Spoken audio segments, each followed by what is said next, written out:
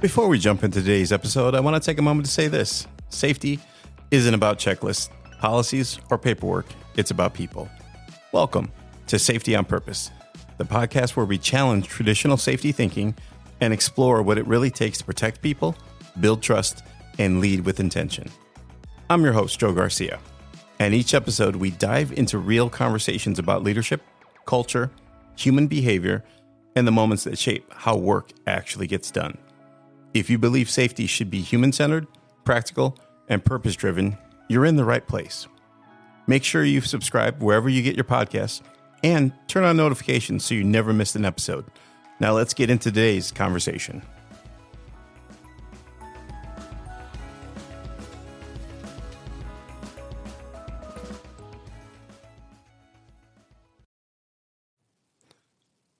Let's start with a hard question. When your name shows up on the caller ID, what do people actually feel? Do supervisors think, well, here we go? Do employees straighten up because they assume they're about to get corrected? Do managers brace for the compliance lecture? If we're honest, a lot of safety professionals didn't choose the role of rule enforcer. But somewhere along the ways, that's how we were labeled. And sometimes we reinforced it. Today, we're talking about how to move from being seen as the person who enforces rules to becoming that trusted advisor the organization actually relies on. Not the compliance cop, not the clipboard warrior, not the OSHA says guy, but the advisor leaders call before they make a decision. The person employees seek out before a problem escalates. The professional who shapes culture instead of chasing violations. And if you're leading safety in a facility right now, you know this shift isn't theoretical. It's practical, it's rational, and it's earned. Why safety gets cast as the enforcer? Let's be real about where this comes from. Regulations, well, they matter. Standards matter. Accountability definitely matters. In the United States, safety professionals operate under frameworks like Occupational Safety and Health Administration. And those standards, they're not optional. So naturally, when something is out of compliance, we step in. But here's the subtle trap. If the only time people interact with you is when something is wrong, you become associated with, well, what's wrong? Think about it. If you only show up after an injury, if you're only present during audits, if your conversation starts with, well, that's not compliant, you're unintentionally training the organization to see you as the person who stops work, not the person who improves work. And once the perception sets in, it becomes self-reinforcing. People avoid calling you. They fix things quietly. They only involve you when they have to. They prepare defenses before conversations even start. And that's not influence. That's enforcement. And enforcement without trust definitely has a ceiling. The difference between authority and influence. Let's define something clearly. Authority is positional. Influence is relational. Authority says, I have this policy. I have the regulation. I have leadership backing. Influence says, they trust my judgment. They value my input. They believe I'm here to help. You can have authority without influence, but you cannot sustain culture change without the influence. A rule enforcer relies on policy to drive behavior. A trusted advisor uses credibility, partnership, and foresight. The rule enforcer asks, is this compliant? The trusted advisor, well, they ask, how does this impact production, morale, cost? The second question changes the conversation because now you're not just protecting the company from citations, you're helping the company operate better. Language that shifts perception. One of the fastest ways to move from enforcer to advisor is to change your language. Listen to this difference. Instead of, OSHA requires this, try, here's the risk if we don't address this. Instead of, well, that's a violation. Try, walk me through how this process is supposed to work. Instead of, whoa, we can't do that. Try, help me understand what you're trying to accomplish so we can find a safe way to get there. That shift, well, it sounds small, but it's not. Language determines whether you're perceived as blocking or collaborating. When you default to regulation as your first argument, you're signaling, I'm here to enforce. When you start with curiosity and operational understanding, you're signaling, I'm here to solve. And here's something that experienced operations leaders respect deeply. When you understand their pressures, production quotas, staffing shortages, maintenance backlogs, budget constraints, if you can speak their language while protecting safety, you're no longer the outsider. You're part of the leadership conversation. Be present before there's a problem. If you only show up when something goes wrong, you'll always be reactive. Trusted advisors build relational equity before they need it. What does that mean? Walking the floor without a checklist sometimes. Asking supervisors what's frustrating them about the process. Attending production meetings, not just safety meetings. Understanding KPIs that aren't injury rates. If the only metrics you talk about is TRIR, you're isolating yourself. Talk about downtime. Talk about quality defects caused by rushed processes. Talk about turnover related to fatigue or ergonomics. Connect safety to what leaders already care about, because safety isn't separate from operations. It's embedded in it. When leaders see you help them hit goals, not just avoid fines, you become strategic. Stop leading with fear. Let's address something uncomfortable. Safety professionals lean heavily on fear. Well, what if OSHA walks in? This could cost us thousands. You could be personally liable for that. Yes, the consequences, they're real, but fear-based leadership has diminishing returns. At first, people will comply. Over time, they're definitely going to disengage. And eventually, they're going to hide. A trusted advisor doesn't ignore consequences. They contextualize them instead. Instead of saying, this will get us fined, try, this increases our risk exposure. If someone gets hurt here, it's not just a citation. It's someone going home differently than they came in. That's not fear. That's purpose.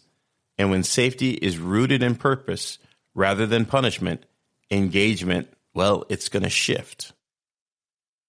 Learn the business model. If you want a seat at the leadership table, you must understand how the business makes money. What drives margin? Where are the bottlenecks? And what does a slow day cost?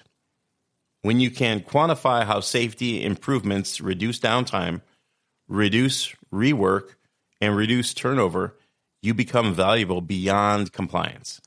For example, if a machine guard is frequently removed, the enforcer says, put it back, it's required. The advisor asks, why is it being removed? Is it slowing changeovers? Is it poorly designed? Is maintenance response too slow?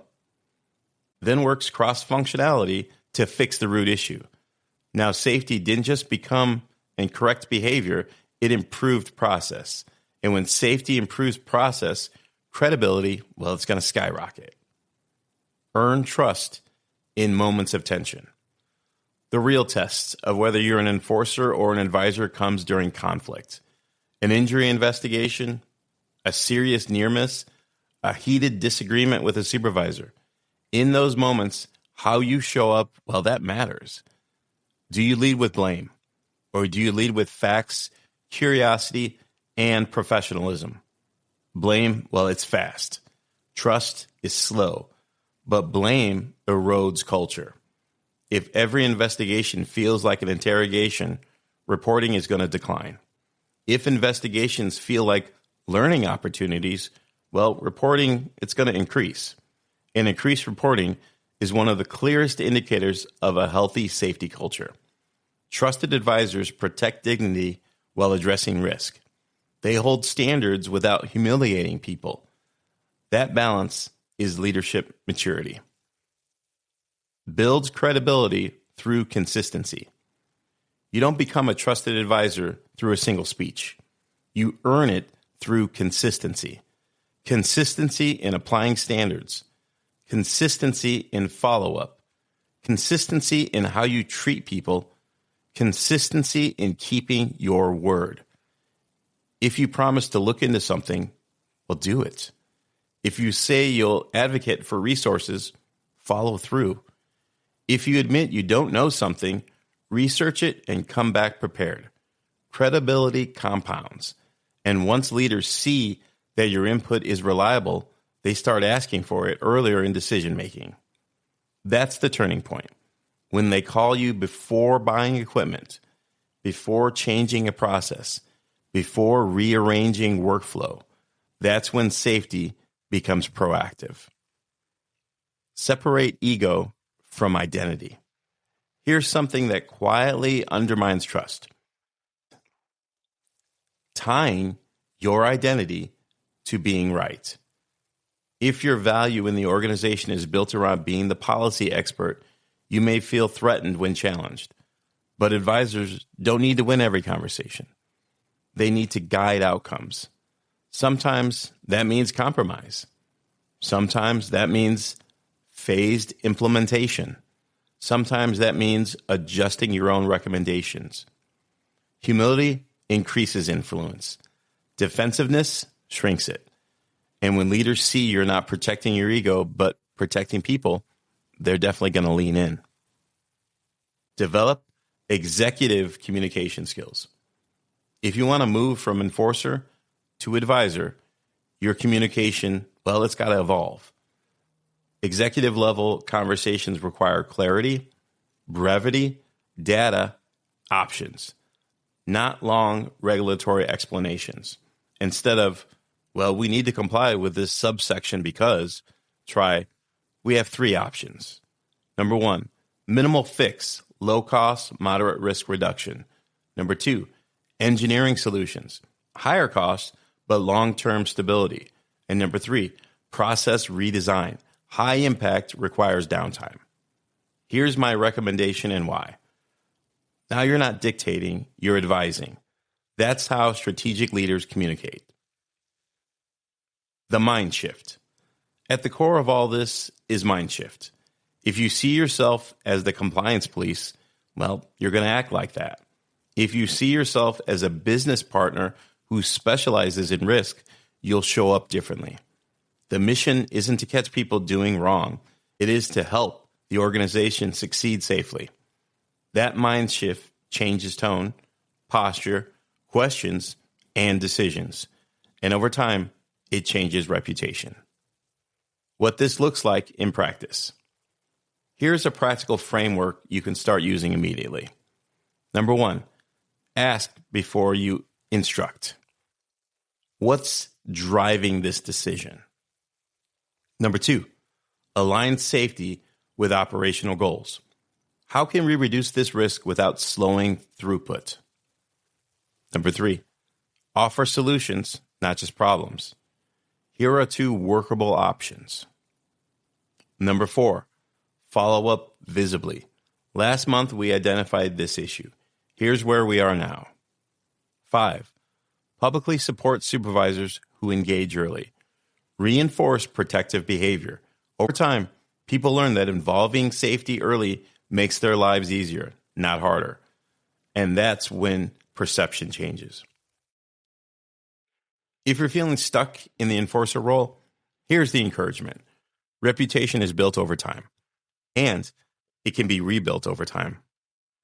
Start with one department, one supervisor, one recurring meeting when you intentionally show up differently.